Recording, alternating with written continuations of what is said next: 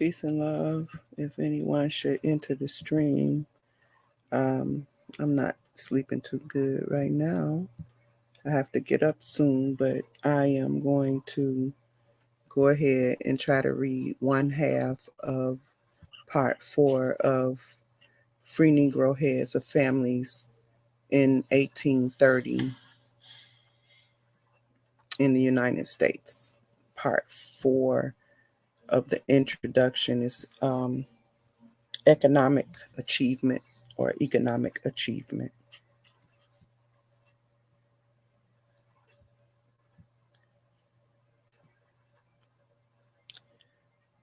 Peace and love if anyone should enter the chat.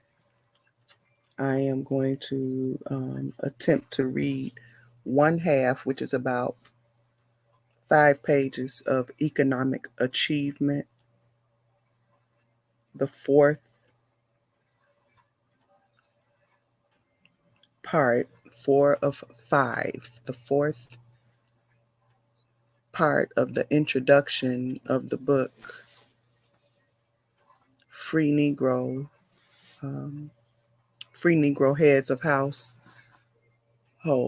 Well, it's actually families. Free Negro Heads of Families in 1830 in the United States. The author is Dr. Carter G. Woodson.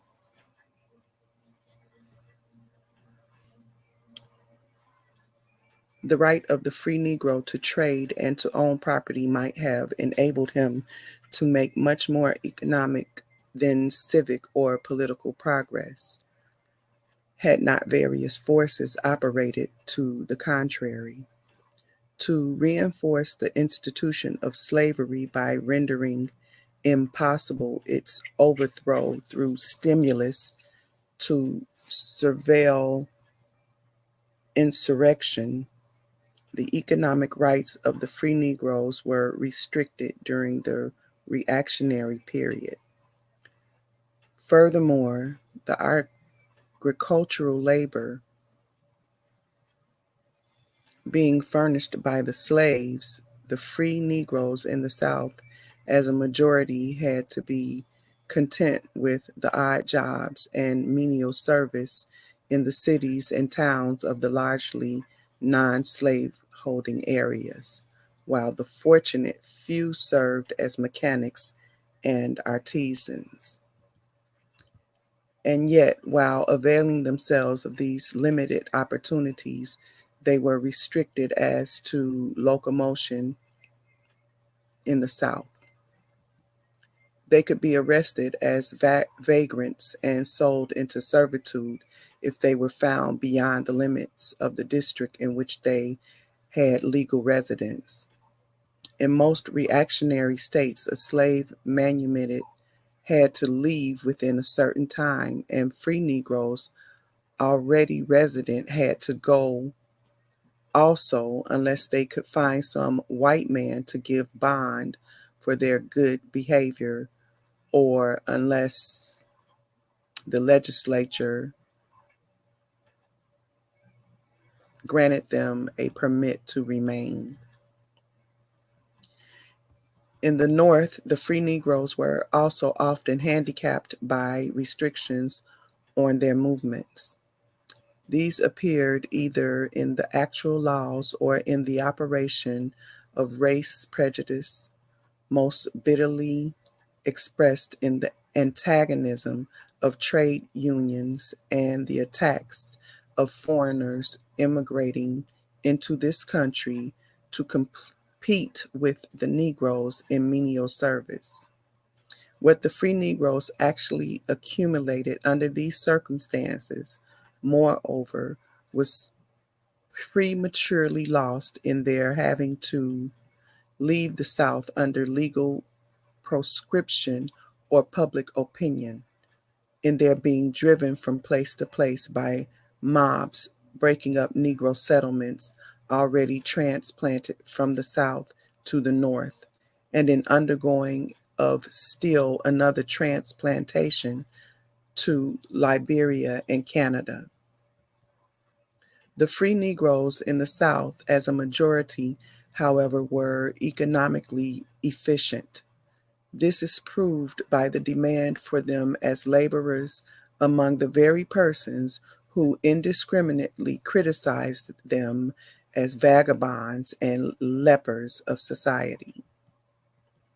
These unwarranted statements may be traced largely to the enemies of the race and to the promoters of colonization, having all sorts of ill-founded fears as to the evils from the residence of free Negroes in their commonwealths. The propagandists often said about the free Negroes almost anything which happened to come to their minds. Some of this criticism, of course, came from those interested in the poor whites who failed in competition with the free Negroes. The latter had a lower standard of living and manifested its tractability, which made them more acceptable to their white employers because they could pay them less and make them do more work than could be expected of their competitors. The economic worth of the free Negroes in the South is attested especially by the fact that although there were frequent petitions for such a drastic law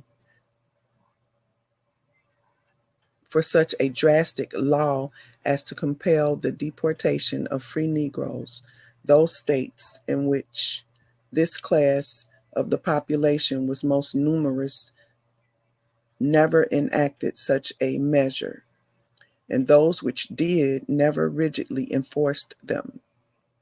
There went up to the legislatures also word to the effect that, on the whole, the free Negroes were needed to supply the demand for labor.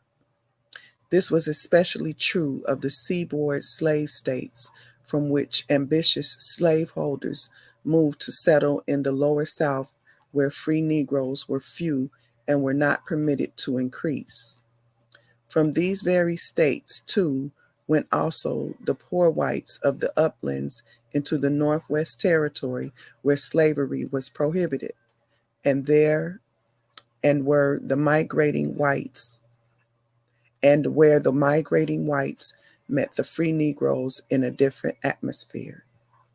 Evidence as to the actual economic progress of the free Negro in the South, however, is not abundant except in exploited sources which, for years to come, will doubtless remain unavailable. The facts already collected here and there are convincing, but they leave the investigator feeling that there was much more which cannot be scientifically determined. The master class could not be expected to speak of the economic success of the free Negroes, for that would be a direct argument against the policy of slavery. The active abolitionists were eliminated from the South by 1840 and could study the situation only from afar. And even if they had known of such instances, it would have been foreign to their plans and purposes to emphasize the progress of the Negroes in the land of slavery. The colonizationists deliberately tried to prove the impossibility of social and economic progress of the Negro in the United States to make a strong case for deportation. Yet, from all of these sources, there may be obtained unconsciously given evidence to the effect that wherever free Negroes had a chance in the South, they substantially grounded themselves in forming a permanent attachment to things economic, so as to make their group more and more sufficient unto itself. Using what limited opportunities they had, moreover, some of these free Negroes accomplished what might be considered exceptional. Many of them owned slaves who cultivated their large estates. In 1818, a Negro bought a sailmaker in Charleston. Richard Richardson sold a slave woman and child for $800 to Alexander Hunter, guardian of the Negro freeman Louis Miraut of Savannah. Anthony Ordingsel, a free man of color, sold a slave woman in the same city in 1833. Of 360 persons of color in Charleston, 130 of them were assessed with taxes on 390 slaves in 1860. In some of these cases, as in that of Marie Louise Betaud, a free woman of color in New Orleans in 1832, these slaves were purchased for personal reasons or benevolent purposes, often to make their lot much easier.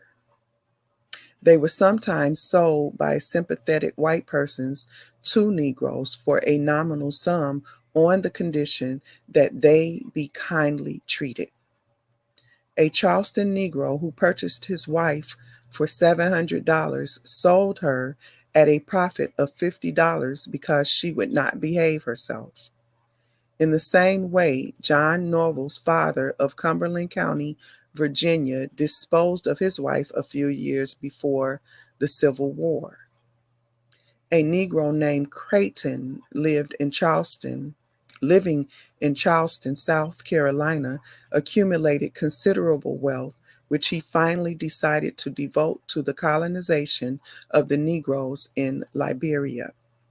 He disposed of his property, offering his slaves the alternative of being liberated on the condition of accompanying him to Africa or of being sold as property. Only one of his slaves accepted the offer, but he closed up his business in Charleston, purchased for the enterprise a schooner of his own, and set sail for Liberia in 1821. Samuel Martin, a benevolent slaveholder of color residing at Port Gibson, Mississippi, purchased his own freedom in 1829 and thereafter purchased two mulatto women with their 4 children, brought them to Cincinnati in 1844, and emancipated them. Among the prosperous free Negroes in the South may be mentioned Jehu Jones, the proprietor of one of the most popular hotels in Charleston and owner of $40,000 worth of property.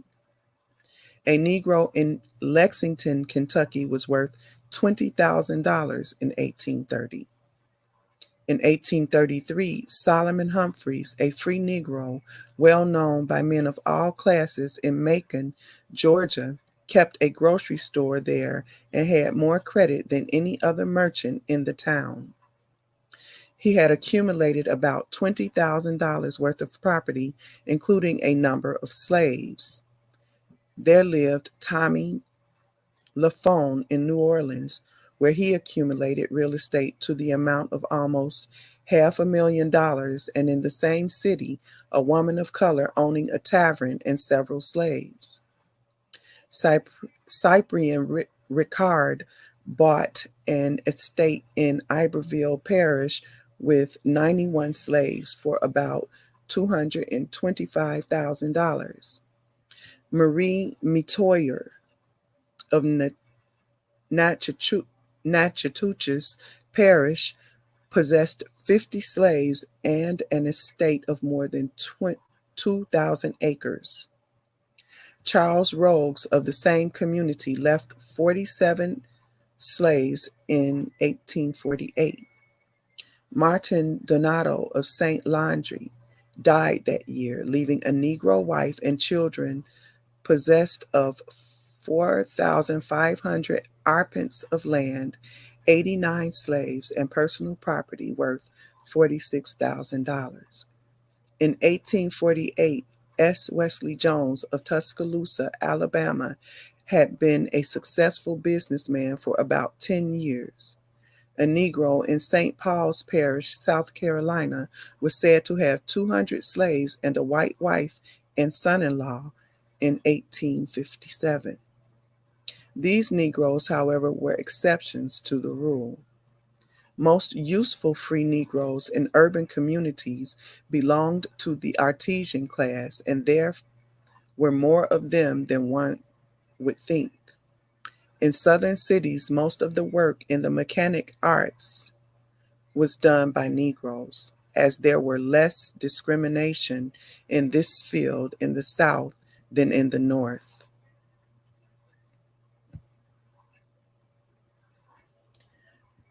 Contrasting the favorable conditions of Southern Negroes with that of those in the North, as a pro-slavery man referred to Charleston, South Carolina, as furnishing a good example of a center of unusual activity and rapid strides of thrifty free Negroes. Enjoying these unusual advantages, the Negroes of Charleston were ranked early in the 19th century by some as economically and intellectually superior to any other group of such persons in the United States. A large portion of the leading mechanics, fashionable tailors, shoe manufacturers, and mantua makers were free Negroes who had a consideration in the community far more than that enjoyed by any of the colored population in the northern cities. In the South, where the majority of white men were too lazy to work, the free Negroes had less competition than in the progressive North. In the South, the free Negroes had served largely as barbers, coppers, carpenters, mechanics, cabinet makers, wheelwrights, chair makers, bricklayers, plasterers, tanners, shoemakers, blacksmiths, millers, sawyers, wood dealers, drymen, hucksters, gardeners, confectioners, bakers, fishermen, fishmongers, oysterers, commanders of boats, lead miners, day laborers, attendants of persons, household servants, seamstresses, and laundresses. A few were toiling in the capacities of musicians, merchants, and undertakers.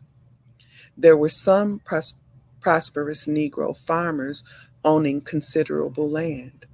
Before the reaction, some had distinguished themselves not only as innkeepers of their own group, but had been accepted by the whites as teachers, preachers, and physicians. A crisis, however, was impending. There arose the desire to exploit the Negro more efficiently in the revolutionized industrial world. Fears of severe insurrection and an intense race prejudice operated to circumscribe, restrict, hamper, and finally to debase the free Negro to a status differing little from that of the slaves.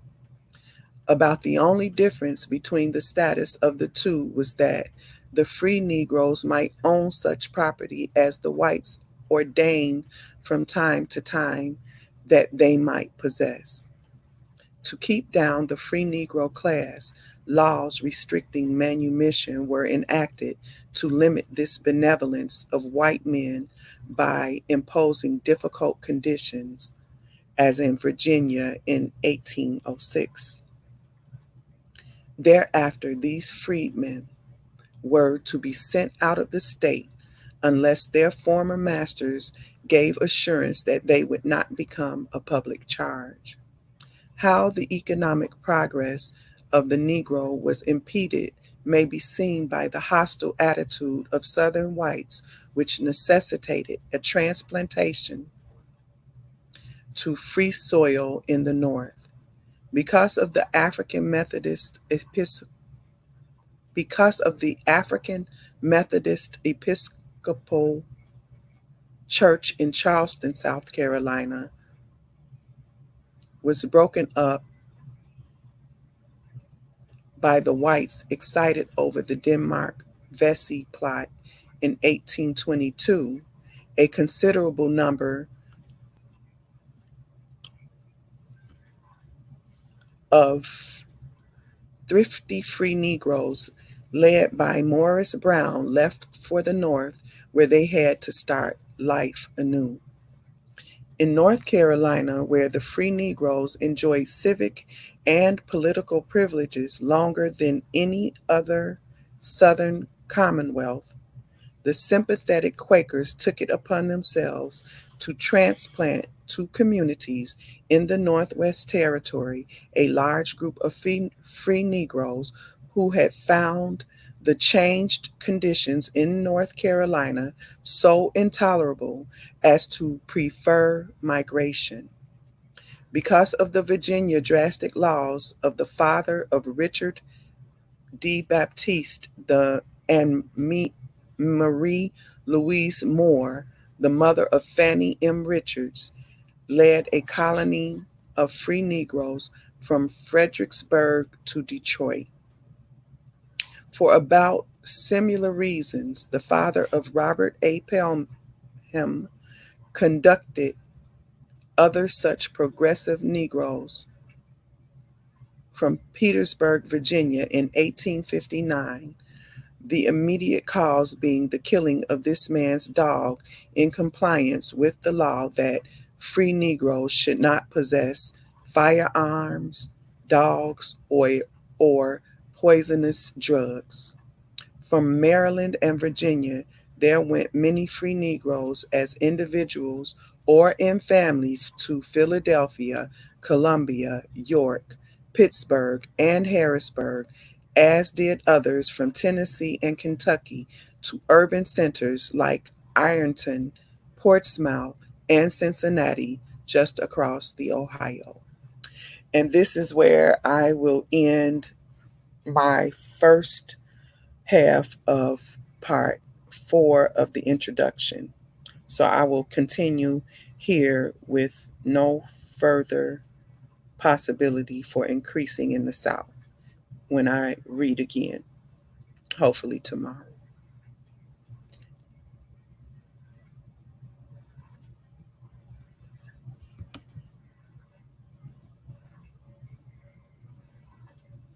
Peace and love.